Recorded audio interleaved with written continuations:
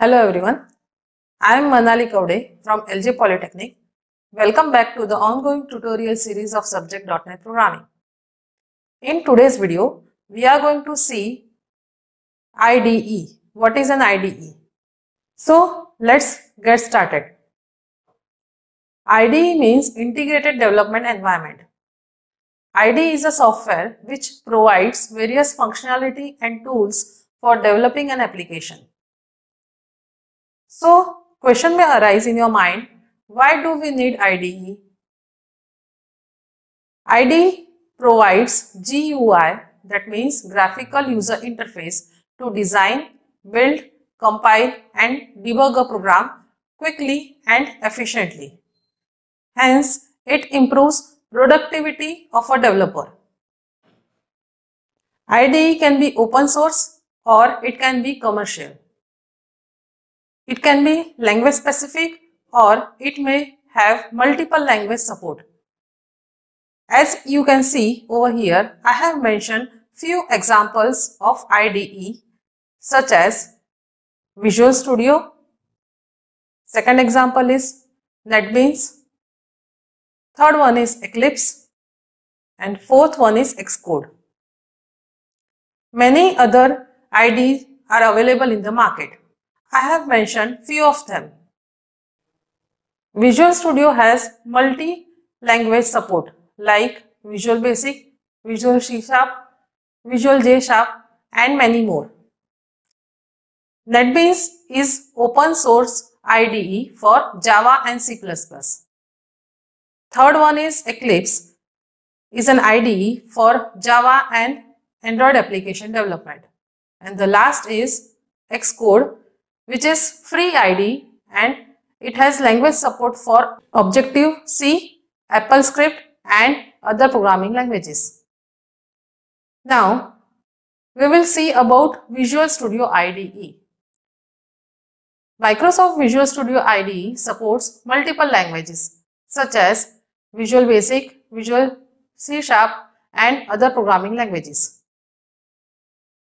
Visual Studio was developed by Microsoft in the year 2002.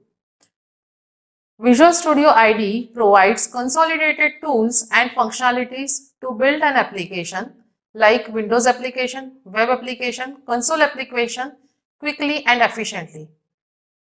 As you can see, I have listed various IDE components such as Toolbox, Property Window, Solution Explorer, Server Explorer, next one is Menu Bar, Toolbar and Error List. Now, let's visualize these components. As you can see on your screen, IDE of Visual Studio, first component which we will see is the Toolbox. So, Toolbox contains set of controls that you can place on form at design time, such as text box control, button control, checkbox control. These are some of the controls which are present in Toolbox. Next component is Property Window.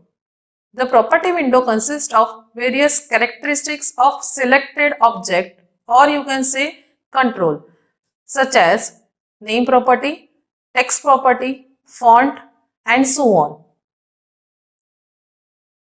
Third component is Solution Explorer. Solution Explorer serves as quick reference to various elements of project, namely forms, classes and module. Next component is the Server Explorer. The Server Explorer provides shortcut to the server installed on your system or connected to the system. These servers are usually database servers such as SQL Server. Next component is Menu Bar. Menu Bar contains commands that are required to build an application. The main menu has different kinds of sub-menus that can be used when needed. Next component is toolbar. Toolbar provides quick access to the commonly used commands and buttons on toolbar is clicked to carry out the action represented by it. And the last component is the error list. As you can see, it displays error warning messages generated while we write the code. It also displays the information about specific error message.